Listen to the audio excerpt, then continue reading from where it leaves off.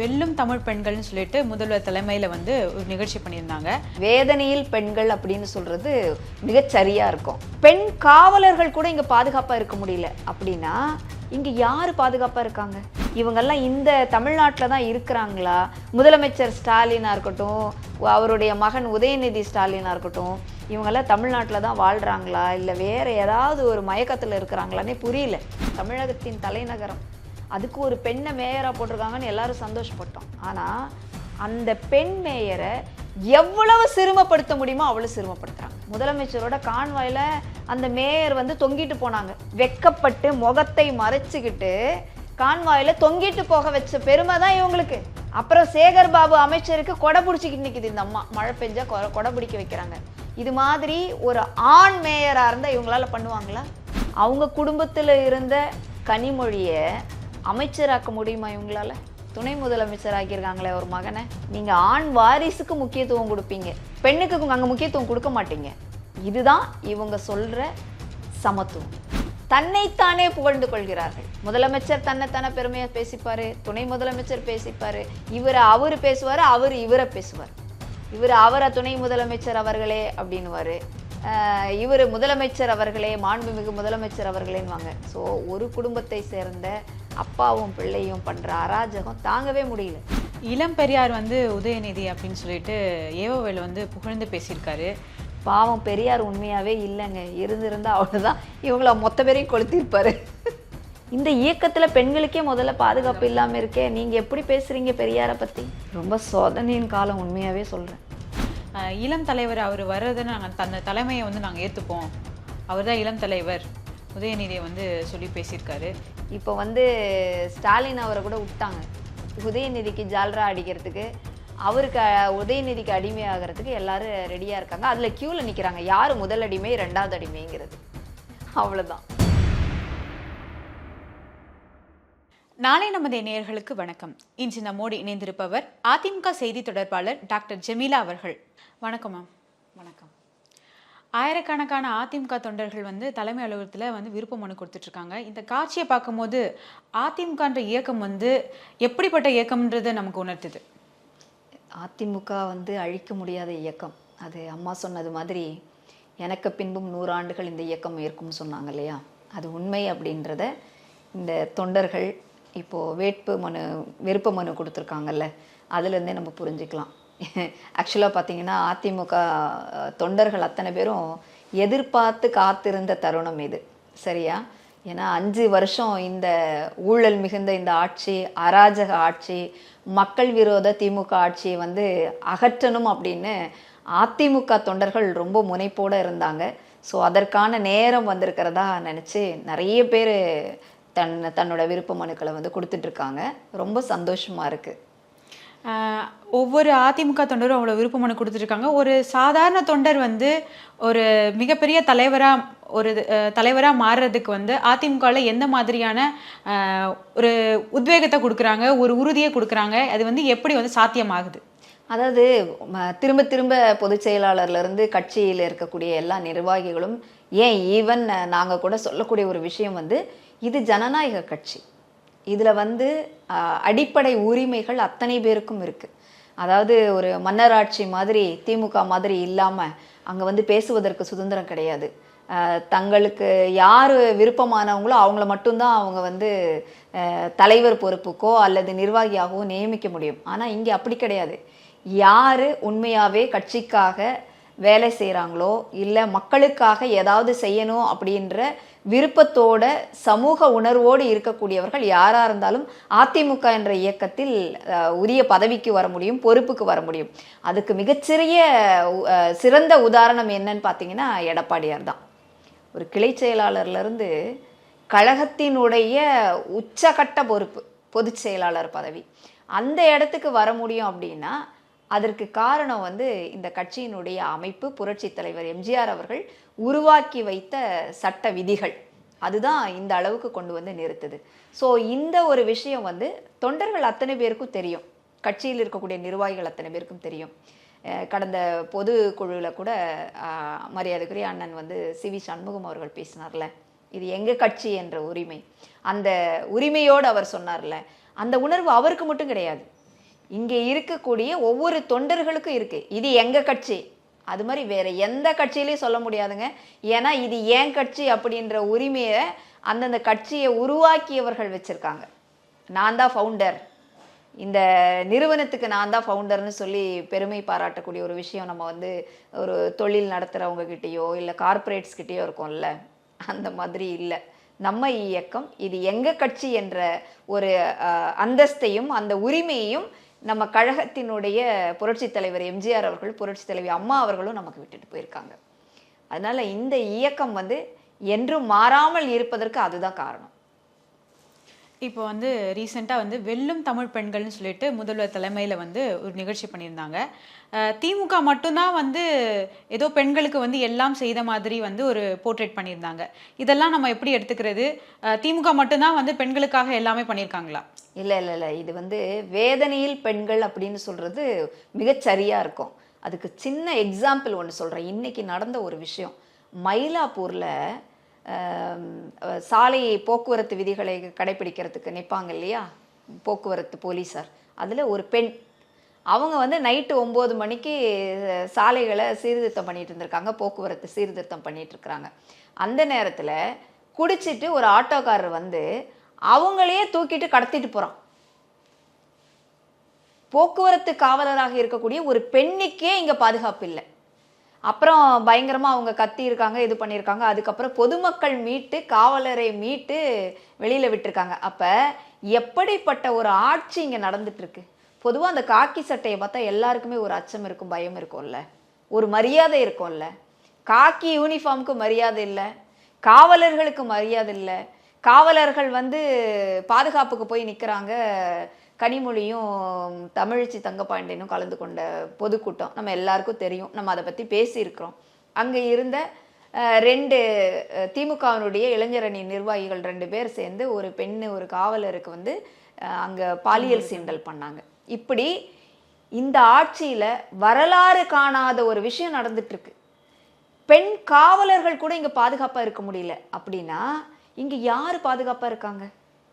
இதில் வந்து வெல்லும் தமிழகம் இல்லைனா வெல்லும் தமிழ் பெண்கள் இப்படியெல்லாம் பேசக்கூடியது எல்லாம் வந்து எப்படி பேசுகிறாங்க? இவங்கெல்லாம் இந்த தமிழ்நாட்டில் தான் இருக்கிறாங்களா? முதலமைச்சர் ஸ்டாலினாக இருக்கட்டும், அவருடைய மகன் உதயநிதி ஸ்டாலினாக இருக்கட்டும், இவங்கெல்லாம் தமிழ்நாட்டில் தான் வாழ்கிறாங்களா இல்லை வேறு ஏதாவது ஒரு மயக்கத்தில் இருக்கிறாங்களான்னே புரியல. இதெல்லாம் பார்த்துட்டு எப்படி இப்படி இவங்க வந்து பேச முடியுது? ஒன்றும் தெரியல. அவ்வளோ ஒரு சீர்கெட்ட ஒரு தமிழகத்தை இவர்கள் வச்சிருக்கிறாங்க.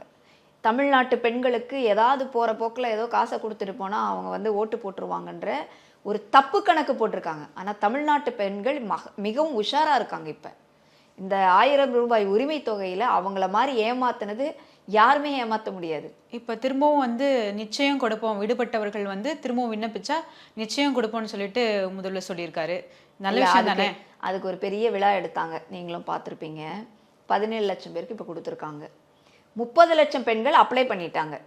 இவங்க ஒரு தகுதியை நிர்ணயம் பண்ணாங்கல்ல, அந்த தகுதியெல்லாம் ரிலாக்ஸ் பண்ணி நீங்கள் அப்ளை பண்ணுங்க உங்களுக்கு கொடுப்போன்னு சொன்னாங்க. மறுபடி பெண்களை ஏமாத்திட்டு இருக்காங்க. 30 லட்சம் பெண்கள் வந்து கொடுத்துருக்கிற அப்ளிகேஷனில் அதுலேயும் ஃபில்டர் பண்ணிட்டாங்க.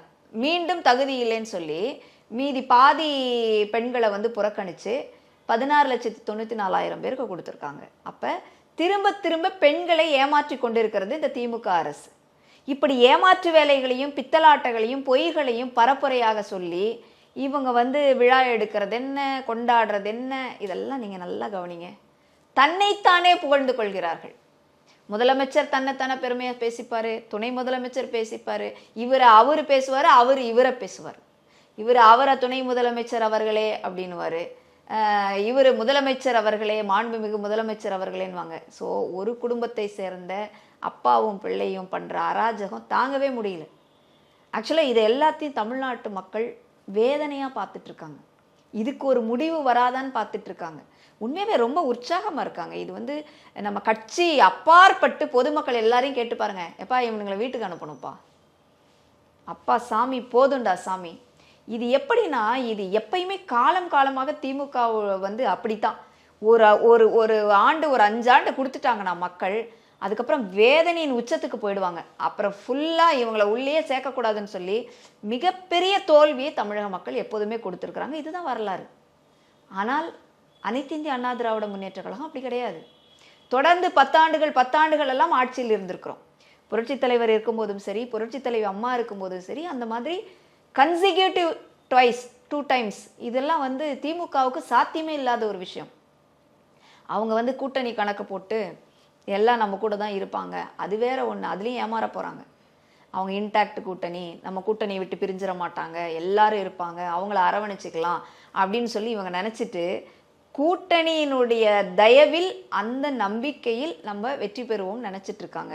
ஆனால் இந்த முறை மக்களும் உஷாராக இருக்காங்க. ஈவன் கூட்டணி கட்சியை சார்ந்தவர்கள் கூட உஷாராக தான் இருக்காங்க. அவங்க இவங்ககிட்டையும் பேசிட்டு அங்கங்கே பேரம் பேசிட்டு தான் இருக்கிறாங்க. அதனால் இந்த முறை மீண்டும் திமுக வருவதற்கான வாய்ப்பே கிடையாது. அதான் உண்மை. திமுக ஆட்சிக்கு வந்தால் வந்து பெண்களுக்கு பாதுகாப்பே இல்லைன்றது அடிக்கடி ப்ரூவ் ஆயிட்டு இருக்கு. ஏன் திமுக வந்து எப்போவுமே வந்து பெண்களோட பாதுகாப்பு எதிராகவே இருக்கு? ஏம்மா, அவங்க வந்து பேசுகிறது தான் சமூக நீதின்னு பேசுவாங்க, சமத்துவம் பேசுவாங்க, அப்படியே பெண்களை உயர்த்தி பிடிப்பவர்கள் போல பேசுவாங்க. ஆனால் சொந்த கட்சியிலேயே மேல்மட்ட பதவிகள்லாம் போய் பாருங்க, இல்லை கீழ்மட்ட பதவிகளில் கூட எடுத்துக்கோங்க, பெண்கள் இருக்க மாட்டாங்க. இப்போ ஒரு விஷயம் அவங்க பெருமையாக பேசுகிற, பார்த்தீங்களா எங்கள் ஆட்சியில் எத்தனை பெண் மேயர்கள் அப்படின்னு பேசுவாங்க.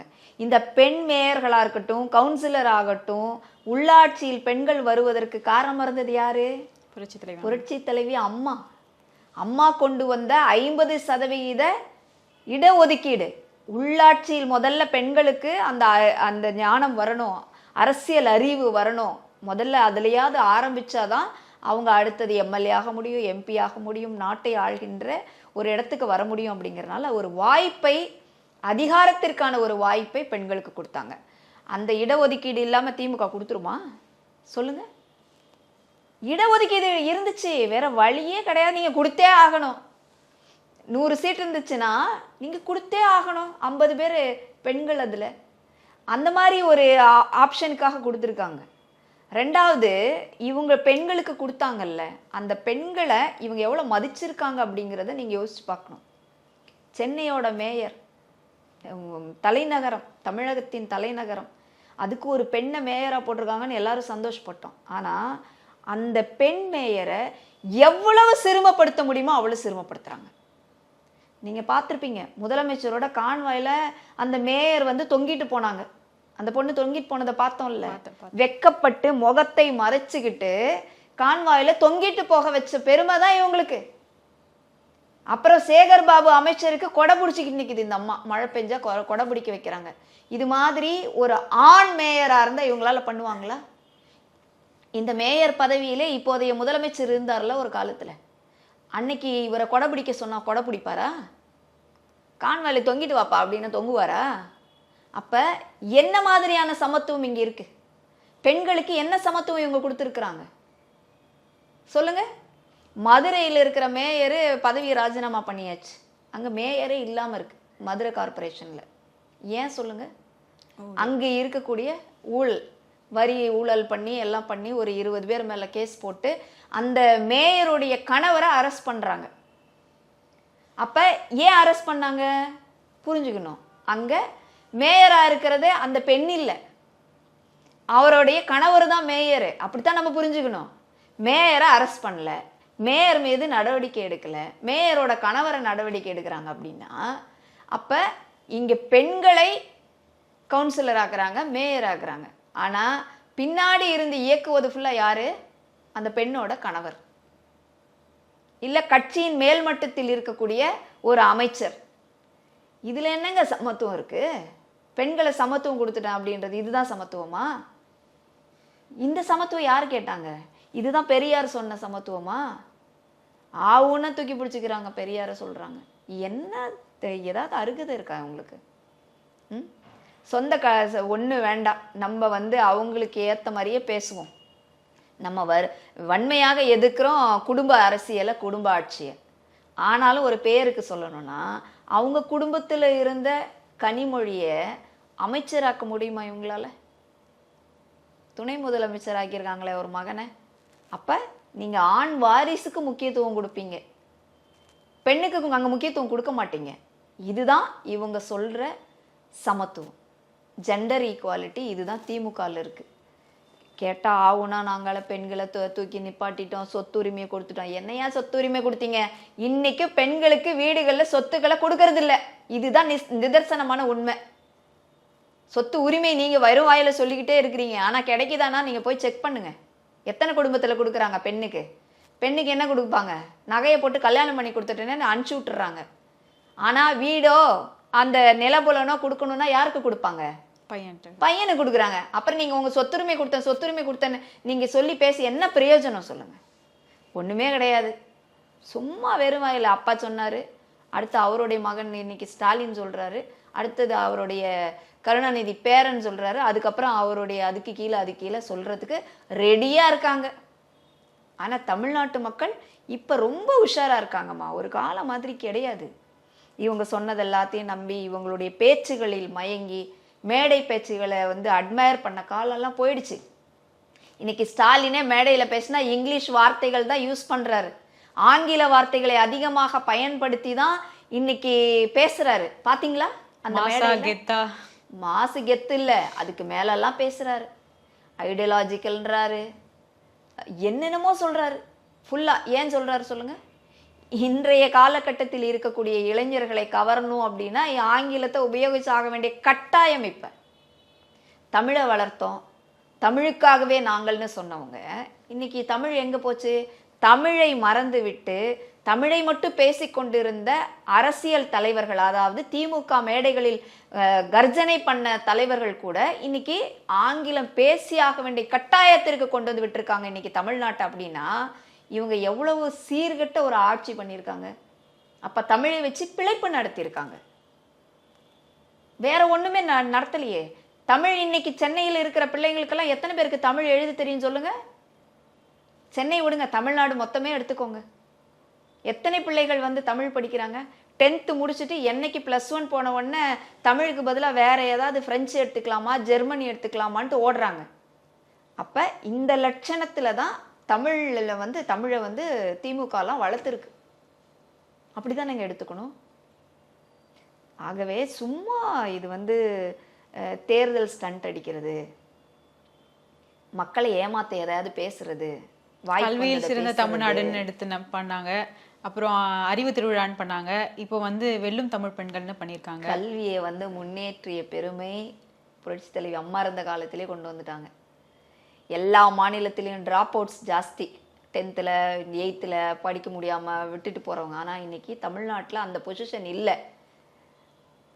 இந்தியாவிலே அதிகப்படியான உயர்கல்வி படிப்பை நம்ம ஆட்சி காலத்தில் தான் அதிக பேர் படித்த பெருமையை சேர்த்தான்.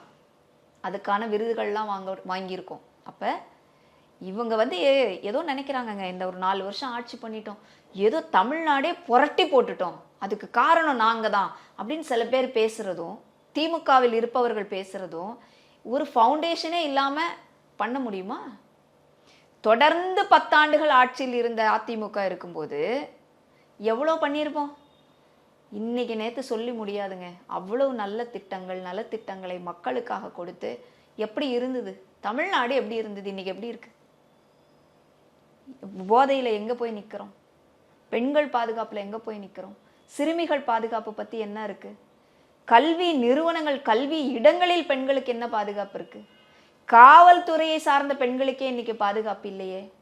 வயசான அம்மா, முதியவர், பாட்டியிலிருந்து சின்ன வயசு சிறுமி வரைக்கும் பாதுகாப்பு இல்லையே. போதையை டன்னா பிடிக்கிறீங்களே. அப்ப எதுல முன்னேற்றி இருக்காங்க தமிழ்நாட்டை?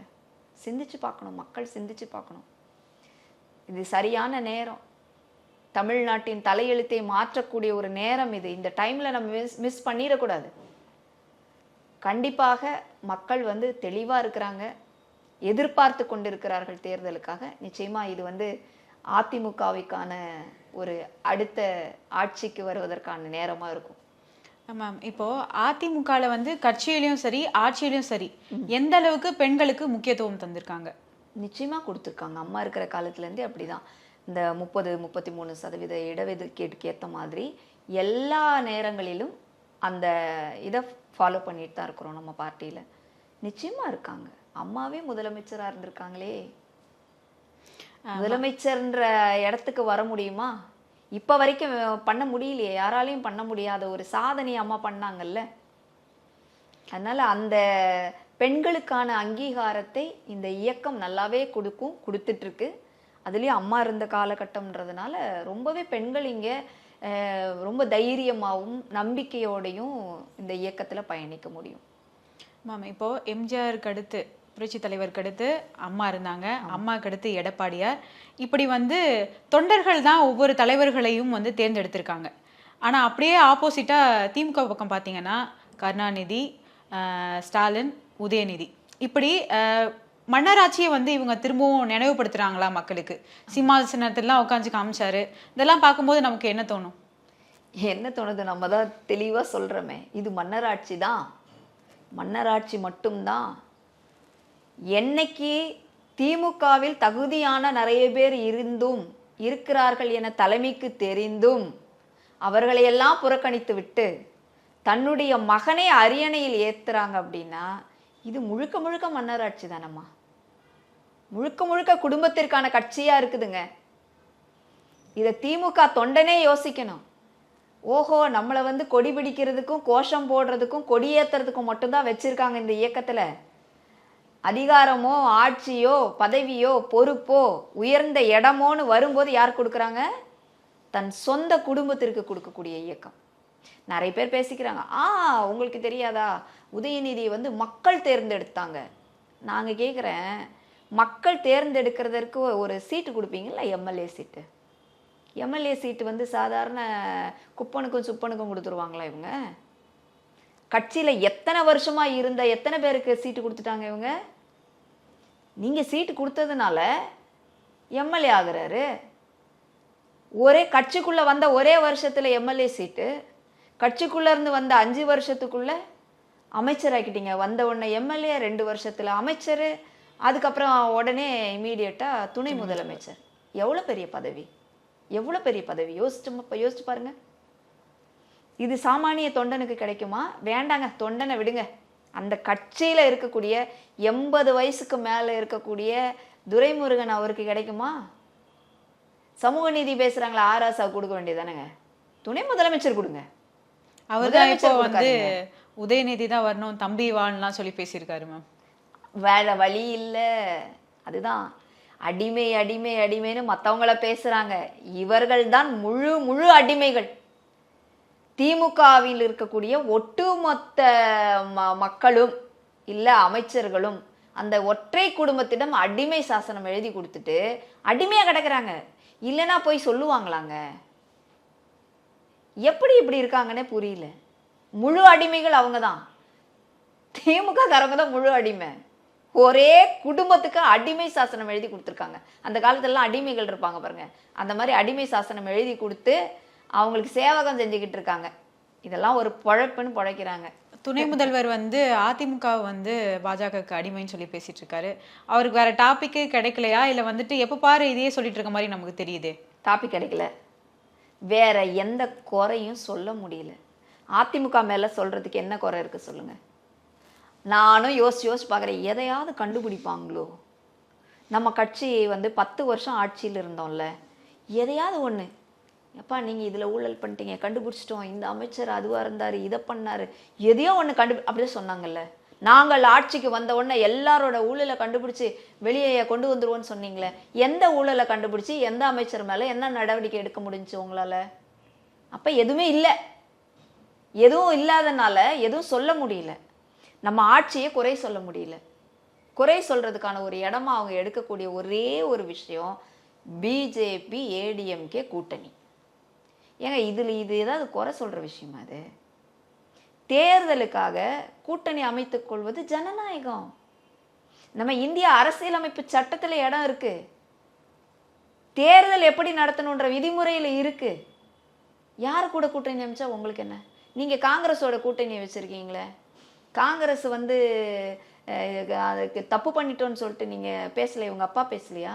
காங்கிரஸ் அவங்க அப்பா பண்ணாத விமர்சனங்களா சொல்லுங்க? அப்படிப்பட்ட காங்கிரஸோட இவங்க கூட்டணி வைக்கலையா? அப்ப இவங்க கூட்டணி வச்சுக்கலாம். சரி, அதை விடுங்க. பிஜேபியோட இவங்க கூட்டணி வைக்கலையா? 99ல கூட்டணி வச்சு பார்லிமெண்ட் தேர்தலை சந்திக்கலையா? 2001ல சட்டமன்ற தேர்தலை சந்திக்கலையா?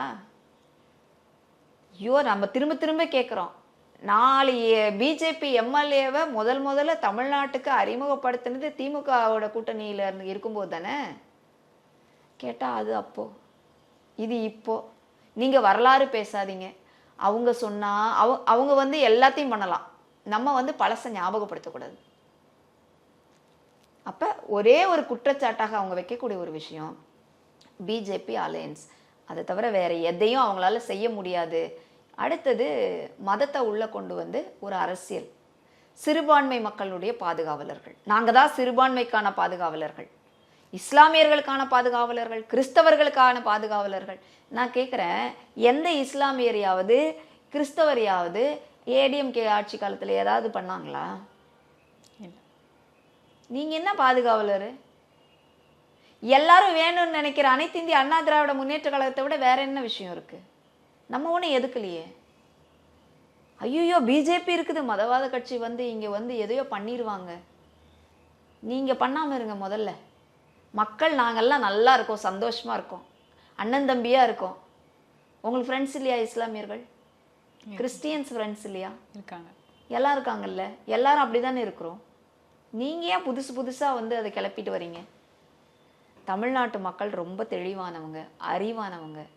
அவங்களுக்கு எல்லாம் தெரியும், யார் எதுக்கு எப்படி அரசியல் பண்ணுறாங்கன்னு. சரியான நேரத்தை பார்த்து கொண்டு இருக்கிறாங்க. நிச்சயமாக திமுக இந்த தேர்தலில் தோல்வி அடைய போதுங்க, அவ்வளோதான். அதனால் வந்து ஏதாவது புலம்பணுமே, காரணத்தை கண்டுபிடிக்கணுமேனு எதையோ ஒன்று சொல்லிட்டு இருக்காங்க. முடிஞ்ச வரைக்கும் ஏமாற்ற பார்ப்பாங்க. மக்கள் உஷாராக இருக்கணும், அதுதான். இளம் பெரியார் வந்து உதயநிதி அப்படின்னு சொல்லிட்டு ஏவோவேல் வந்து புகழ்ந்து பேசியிருக்காரு. இதெல்லாம் நம்ம எப்படி எடுத்துக்கிறது? குறிப்பாக பார்த்தீங்கன்னா பெரியாருக்கு ஈக்குவலாக இவரை ஒப்பிடணுமா அப்படின்ற கேள்வியும் வந்து எழுது. அவரே பெரியாருன்றவாங்க இனிமே. அதான் இளம் பெரியாருன்னா கிட்டத்தட்ட அவரை தன்னை பெரியார்னு சொல்லிக்கிற மாதிரி தானே இருக்கு. அவரையே பெரியார்னு சொல்லிக்கிற அளவுக்கு என்ன நினச்சிக்கிட்டு இருக்காங்கன்னே தெரியலையே. பாவம், பெரியார் உண்மையாகவே இல்லைங்க. இருந்திருந்தா அவ்வளோதான், இவங்கள மொத்த பேரையும் கொளுத்திருப்பாரு. என்ன பேசுகிறாங்கன்னே புரிய மாட்டேங்குதே. எந்த ஆங்கிளில் அவரை பெரியாராக்குறாங்கன்னே எனக்கு புரியலையே. எந்த ஆங்கிளில் பெரியாராக்குவார் தெரியலையா மேம்? எனக்கு சுத்தமாக புரியவே இல்லை. பெரியாரோட எந்த குணத்தை வச்சு சொல்கிறாங்க? இல்லை ஆளுமையை வச்சு சொல்கிறாங்களா? பெண்களுக்காக போராடியதை வச்சு சொல்கிறாங்களா? இந்த இயக்கத்தில் பெண்களுக்கே முதல்ல பாதுகாப்பு இல்லாமல் இருக்கே. நீங்கள் எப்படி பேசுகிறீங்க பெரியாரை பற்றி? ரொம்ப சோதனையின் காலம், உண்மையாகவே சொல்கிறேன். அதாவது இந்த முறை நம்ம வெளிச்சிக்கலன்னு வச்சுக்கோங்களேன், அவ்வளோதான், ஒழிச்சிருவாங்க. தமிழ்நாட்டை கூறு போட்டு விற்றுருவாங்க. அதனால் இன்னொரு வாய்ப்பை தமிழ்நாட்டு மக்கள் கொடுக்க மாட்டார்கள். அனைத்து இந்திய அண்ணா திராவிட முன்னேற்ற கழகம் 2026 ஆட்சிக்கு வரும்போது உண்மையாகவே ஒரு அமைதியான ஒரு மாநிலமாக நம்ம மாநிலம் இருக்கும். அதில் எந்த சந்தேகமும் இல்லை. அந்த வகையில் தான் தேர்தலை எதிர்நோக்கி தொண்டர்களும் கட்சியினரும் கட்சி நிர்வாகிகளும் விருப்ப மனெல்லாம் வாங்கிட்டு இருக்காங்க. நிச்சயமாக அதற்கான காலம் ரொம்ப சீக்கிரத்தில் இருக்குது. 3-4 மாதம் தான் இருக்குது. நீங்கள் பார்க்க தான் போகிறீங்க.